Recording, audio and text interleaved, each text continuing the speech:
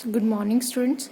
So the next topic of this molecular basis of inheritance is the regulation of gene expression. So before starting this topic, let me explain you some simple things about the translation prokaryotes or eukaryotes. जब भी eukaryotes की case की बात करते हैं, then it is a very complex in transcription and as well as in the translation. Eukaryotes के case में काफ़ी ज़्यादा कॉम्प्लेक्स सिस्टम है. ठीक है. सो जब हम बात कर रहे हैं कि ट्रांसक्रिप्शन हो रही है, ठीक है, कोई न्यू mRNA का सीक्वेंस बन रहा है. For example this one is nucleus. Okay, in case of prokaryotes, the transcription occur in cytoplasm and in case of eukaryote, it occur in the nucleus. क्योंकि न्यूक्लियस के अंदर जेनेटिक मटेरियल प्रेजेंट है और वहाँ पर जो है प्रोकैरियोट्स के केस में there is the naked DNA present in the prokaryote which lies in the cytoplasm. ठीक है, वो फ्लोट कर रहा है. But in case of this the genetic material reside in this nuclear membrane. और यहाँ पर जो genetic material that is DNA, यहाँ पर फॉर्मेशन हो रही है, ट्रांसक्रिप्शन हो रही है और एमआरएनए जो बन रहा है. For example this one is a strand of DNA. ठीक है. अब न्यू जो है वो एमआरएनए का सीक्वेंस बन रहा है. For example this one. ठीक है. तो इसको होने जब भी एमआरएनए बनता है तो प्रोकैरियोट के केस में क्या था कि जो एमआरएनए बनेगा वो डायरेक्ट प्रोटीन की सिंथेसिस में चला जाएगा. यहाँ पर जो है, यहाँ पर क्या यूकैरियोट के केस में क्या होता है, यहाँ पे एमआरएनए जो है अभी तक मैच्योर नहीं है. ये कुछ टाइम के बाद मैच्योर होता है. ठीक है. पहले ये इमेच्योर था, immature mRNA, then it changes into the mature one. ठीक है. अब क्या होता है कि जो डीएनए का पूरा सेगमेंट है उसमें जो है वो सारा का सारा डीएनए जो है वो यूज नहीं होता है. इसमें कुछ साइट्स हैं जो कि इम्पॉर्टेंट है और कुछ साइट्स जो हैं वो जो कि इम्पॉर्टेंट नहीं है, जो कि कोड नहीं करती हैं.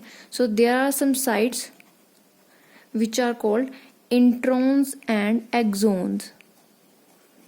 ठीक है. इंट्रॉन्स होते हैं कुछ साइट्स और कुछ साइट्स होती हैं एक्सोन्स. तो जो इंट्रॉन्स हैं दैट आर नॉट यूजफुल. ठीक है. ये कोई जो कोड नहीं करती हैं. और जो एक्सोन्स हैं these are important, they help in the coding. So जब इंट्रॉन्स को रिमूव किया जाता है, for example this is the chain and these are introns. ठीक है. ये जो बॉक्स हैं दीज आर इंट्रॉन्स. तो इनको रिमूव कर दिया जाता है, इनकी रिमूवल हो जाती है और सिर्फ जो डीएनए जो कि एसेंशियल है कोडिंग के लिए, तो उसमें जो है एक्सोन्स आते हैं. For example this one is exon and this one is intron. ठीक है. आई से मैं इंट्रॉन को शो करी और E for exon. So this one is called splicing और we can say that mRNA splicing. ठीक है. ये चीज है स्प्लाइसिंग. ये मैंने आपके साथ डिस्कस नहीं किया था, I mention, but I think in detail I don't discuss about this splicing. कि कुछ इंट्रॉन्स होते हैं, कुछ एक्सोन्स होते हैं and exons are important for the transcription. So जो इंट्रॉन्स है वो रिमूव कर दिए जाते हैं और जो डीएनए जो अब चेन बच गई, ठीक है, उसमें जो है सिर्फ एक्सोन्स प्रेजेंट है, उसमें सिर्फ एक्सोन्स प्रेजेंट है विच कोड्स. ओके. तो ये जो है स्प्लाइसिंग का केस है. दिस टॉपिक इज और this method is called splicing, जहाँ पर जो है इंट्रॉन्स को रिमूव कर दिया जाता है and exons are added to each other. ठीक है. यहाँ पर जो है वो इस इंट्रॉन को रिमूव कर देंगे और दूसरा एक जो एक्सोन है वो दूसरे एक्सोन के साथ अटैच हो जाएगा. So now I am going to tell you about the regulation of gene expression. जो भी हम ट्रांसक्रिप्शन की बात कर रहे थे, ट्रांसलेशन की बात कर रहे थे, उसमें जीन्स प्रेजेंट हैं. ठीक है. और वो जो जीन्स हैं वो तभी काम करेगी जब रेगुलेट होंगी, जब रेगुलेशन होगी, जब उन जीन्स को ऑर्डर होगा तभी जाकर जो है वो काम करेगी. ठीक है. तो जो भी हम ट्रांसक्रिप्शन की बात कर रहे थे, ट्रांसलेशन की बात, के प्रोटीन सिंथेसिस की बात कर रहे थे, वो काम तभी होगा जब जीन जो है अपने आप को एक्सप्रेस करेगी. सो before the regulation of gene expression, let me tell you that there are two types of genes. First one is called housekeeping genes and second one is called regulating genes. So housekeeping genes are the ones which are continuously expressing themselves in all the cells of the body. कैसी हैं housekeeping jeans? कि जो हमेशा अपने आप को express करती रहती हैं, ठीक है, in all cells of the body, हर एक सेल में प्रेजेंट है और हर एक सेल में जो है एक्सप्रेस कर रही हैं. Next one is regulated gene. So let me tell you about housekeeping genes. एक तो ये एक्सप्रेस करती है all the time in all the cells. And why they are expressing all the time, ये क्यों करती है, ठीक है, एक्सप्रेस क्यों करती है हर टाइम और in every cells of the body? Because their product is always required. कि जब जो ये जीन्स हैं इनका प्रोडक्ट जो है हमेशा जो है मतलब एसेंशियल है, रिक्वायर्ड है हर time. Okay, every time it is required. And the example of this house keeping genes are so genes for glycolysis. ठीक है, ग्लाइकोलिसिस जो है उसमें जो है जीन्स रिक्वायर्ड है, ग्लाइकोलिसिस हो रही है हमारी बॉडी के अंदर, तो वो हर टाइम हो रही है. Every time it needed genes for start this glycolysis. तो इसीलिए जो हाउसकीपिंग जीन्स है कंटिन्यूसली जो एक्सप्रेस करती रहती है ताकि ग्लाइकोलिसिस होती रहे. So these are also called constitutive genes, also called constitutive genes. Now I'm going to tell you about the regulated genes. So regulated genes which are not expressing their effect all the time in all the cells. ऐसे हैं regulated genes जो कि हर time अपने आप को express नहीं कर रही हैं और सभी सेल्स में प्रेजेंट भी नहीं है. ठीक है ना, तो ये सभी सेल्स में प्रेजेंट है और ना ही ये अपना इफेक्ट जो है वो हर टाइम शो कर रही है. And there activity is regulating all the time. और इनकी एक्टिविटी जो है हमेशा रेगुलेटेड की जाती है, मीन्स इनको रेगुलेशन दी जाती है that this gene has to be express. ठीक है, फॉर एग्जाम्पल जीन, ठीक है, दिस इज अ जीन और यहाँ पर इसको रेगुलेशन मिल रही है, रेगुलेट कर रहा है इसको, कोई भी इंड्यूसर है वो इसको रेगुलेट कर रहा है, तब जाके ये जो है एक्सप्रेस कर रही है. So that's Y, so the activity is regulating all the time, that's why they are called regulated genes. And they are also called non-constitutive genes and luxury genes. ठीक है, luxury genes है, हमेशा नहीं show करती हैं, कुछ ही time पे show करती हैं और तभी शो करती हैं जब उनको रेगुलेट किया जाता है. सो अब ये जीन रेगुलेशन क्या है? The gene regulation is the mechanism of switching off and switching on of the genes depending upon the requirement of the cell and the state of development. अब हम बात करें रेगुलेशन ऑफ जीन एक्सप्रेशन की. ये क्यों important है? ठीक है, क्योंकि हमें जीन को एक्सप्रेस करवाना है और कौन से जीन को? रेगुलेटेड जीन्स को एक्सप्रेस करवाना है. So that's why this gene regulation mechanism क्या है? ये switching off and switching on off the genes. कि हमें जो है जैसे like a switch we use to switch on when the light is required. ठीक है, switch on the bulb and then switch off the bulb when it is not required. So that's the same case in this regulation कि हमें क्या करना है? Switching off and switching on off the genes depending upon the requirement के according हमें switch off करना है, switch on करना है in this regulation. And the state of development, it depends upon the requirement, and second it depends upon the state of development. Okay, so this one is the gene regulation. Next one, there are two type of gene regulation. First one is positive gene regulation and next one is negative gene regulation.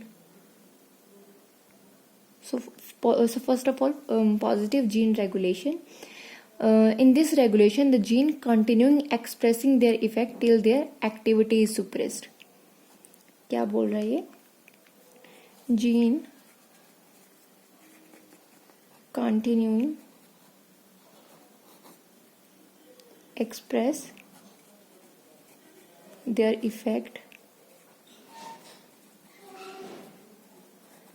until it is suppressed. Until it is suppressed. जब तक suppress नहीं होगी ये अपनी activity show करता रहेगा. That is positive gene regulation. So जो negative gene regulation है उसमें क्या होगा? It is one of which the gene remain non expressed unless and until they are induced to do it. इनको इंड्यूस करना पड़ता है बार बार. ठीक है, जो जीन्स हैं उनको बार बार इंड्यूस्ड करना पड़ता है, and it is therefore this regulation is called inducible regulation. Inducible regulation. And in this positive gene regulation, the repression is due to a product of regulatory gene. अब जो ये suppression है, ठीक है, वो कैसे होगा? Product of regulatory gene. वो मैं आपको आगे समझाऊंगी कि कुछ जीन्स होती हैं जो क्या करती हैं. I hope it is clear. कुछ जीन जो हैं वो सुप्रेस करती है एक्टिविटी को, और कुछ जीन जो हैं वो इंड्यूस करती हैं एक्टिविटी को. तो मैं उसके बारे में बाद में बताऊंगी. तो यहाँ पर सुप्रेस जो है वो कुछ जीन्स आके इसको सुप्रेस करेगी और यहाँ पर आकर इंड्यूस करेंगी. And here the product expressed unless and until they are induced to do it, therefore they are inducible regulation. और they removes a biochemical that keeps the gene is non express state. और यहाँ पर जो product होगा वो biochemically that keeping the genes in non express state. Negative gene regulation में जो jeans होंगी वो ज़्यादातर टाइम जो है नॉन एक्सप्रेस रहेंगी जब तक इंड्यूस नहीं होगी. सिंपल सा आपको ये समझना है that in this the genes are not expressed और non expressed. Okay, they are non-expressive actually, and they have to induced for their activity. और यहाँ पर एक बार एक्टिव हो गए तो ये काम जो है वो फुली जो है वो शुरू हो गया है. It continue until it is suppressed. Next one is expressed at a 4 levels. So जो जीन रेगुलेशन है वो 4 levels पर एक्सप्रेस होती हैं. So before this, let me tell you, as the gene express their effect through enzymes, the enzymes are also called inducible enzymes and repressible enzymes. यहाँ पर हम jeans की ही बात कर रहे थे कि कुछ जीन्स आकर इनको रेगुलेट करेंगी और वही कुछ जीन्स आकर इनको सुप्रेस करेंगी, इनकी एक्टिविटी को रोकेंगी.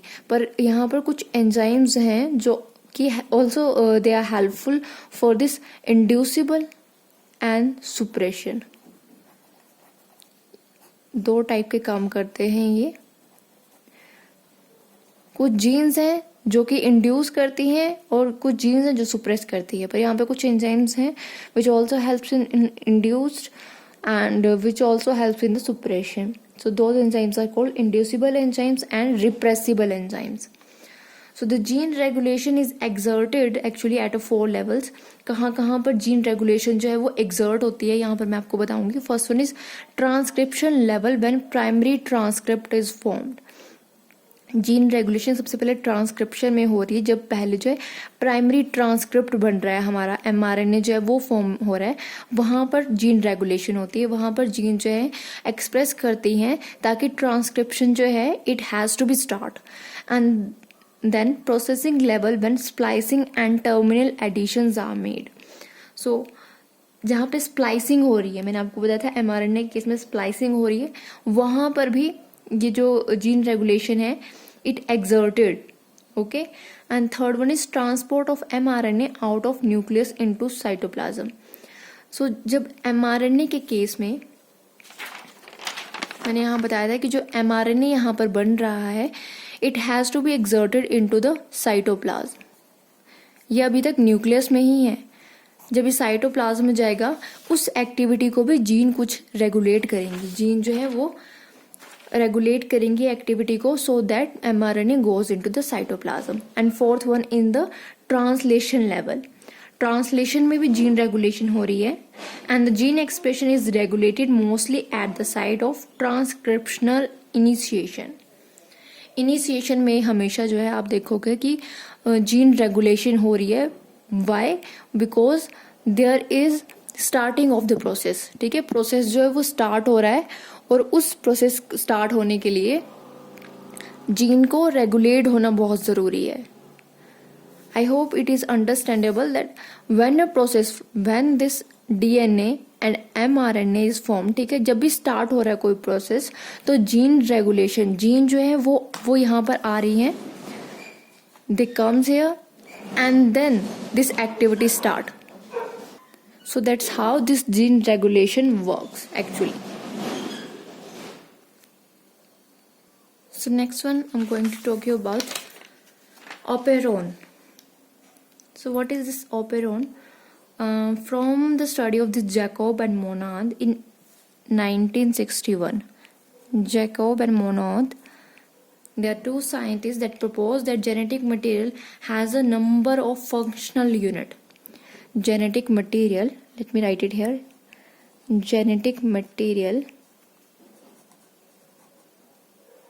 has a number of functional unit, and these functional units are called operons. Functional units which are called operon. Okay, so they said that there are some functional units which are called operon, and they describe various operons model. There is Slack operon, TRP operon, His operon, Val operon. So there are a lot of operon that were explained by them. So what is an operon? An operon consists of 4 type of genes. 4 type की genes होंगे एक operator में. First one is regulator, second one is operator, third one is promoter and last one is structural. So there are 4 types of genes actually in the operon model, जो कि functional unit है. So talking about the first one, that is regulator gene. So it is a gene which forms a biochemical for suppressing the activity of operator gene. So regulator gene का क्या काम है? इन्होंने क्या करना है, जो ये ऑपरेटर जीन है, जो सेकंड जीन है, इनकी एक्टिविटी को सुप्रेस करना है. ऑपरेटर जीन अगर कोई भी काम कर रहा है तो जो रेगुलेटर जीन है वो इसकी एक्टिविटी को सुप्रेस करेगा. That is the only function of this regulator gene. And second one is operator gene. It is a gene which receives the product of regulator gene, and it allows functioning of the operon when it is not covered by the biochemical producer by regulator gene. अब ये regulator gene कैसे induce करती है, कैसे suppress करती है activity को? ये कुछ प्रोडक्ट रिलीज करेगी. रेगुलेटर जीन कुछ प्रोडक्ट रिलीज करेगी जिसकी वजह से ये ऑपरेटर जीन जो है वो कवर हो जाएगा, उसकी वजह से ये काम करना बंद कर देगा. अब जब ये रेगुलेटर जीन जो है इसके ऊपर सुप्रेस नहीं कर रही हैं, जब कवर नहीं है ऑपरेटर जीन रेगुलेटर जीन के through, for example this one is operator gene और यहाँ पर ऊपर से कोई भी बायोकेमिकल प्रोडक्ट है रेगुलेटर जीन का आ रहा है, ठीक है. अगर ये इसके कवर कर दिया रेगुलेटर जीन ने ऑपरेटर जीन को, then the operator gene not allows to function. And when this operator gene is free from this regulator gene, then it allows to functioning of the operon. जो operon हमारा model होगा उसकी functioning करेगा. अब ये operon करेगा क्या, ये मैं आपको I'll discuss to this later. And functioning of operon is stopped when operator gene is covered. operon तभी काम करेगा जब ऑपरेटर जीन जो है वो फंक्शनल है. जब ये कवर्ड है तब हमारा ऑपेरॉन भी, तब ये जो ऑपेरॉन है it does not work. The third type of gene present in the operon is promoter gene. It is a gene which provides points of attachment to RNA polymerase required for transcription of structural genes. अब इसका काम क्या है, इसने provide करना है RNA polymerase को, ठीक है. आरएनए पॉलीमरेज की अटैचमेंट करनी है रिक्वायर्ड फॉर ट्रांसक्रिप्शन. ट्रांसक्रिप्शन में आरएनए पॉलीमरेज रिक्वायर्ड है और वहां पर ये प्रोवाइड करेगा, कुछ भी बायोकेमिकल प्रोडक्ट रिलीज करेगा जिसकी वजह से आरएनए पॉलीमरेज जो है वो ट्रांसक्रिप्शन स्टार्ट करेगी of structural genes. And then what is structural gene? These are the genes which transcribe mRNA for polypeptide synthesis. ये क्या करती है, mRNA को ट्रांसक्राइब करने में हेल्प करती हैं structural genes. So there are 4 types of genes. Let me explain you. Regulator gene suppress करती है एक्टिविटी ऑपरेटर जीन की, ठीक है. ऑपरेटर जीन ऑपेरॉन को फंक्शन करवाता है और ऑपरेटर जीन जो है अगर कवर्ड होंगी तो ऑपेरोन काम नहीं करेगा. Third one is promoter gene. Promoter gene जो है आरएनए को पॉलीमरेज को अटैचमेंट प्रोवाइड कराएगी for the transcription. And then structural genes helping in the transcribing the mRNA for polypeptide synthesis, means for protein synthesis. So I hope it is clear what are the regulator genes, what are promoter and operator genes. In the next lecture I'll tell you about this operon model. Okay, so first of all you have to understand about these genes, then I'll tell you about this operon.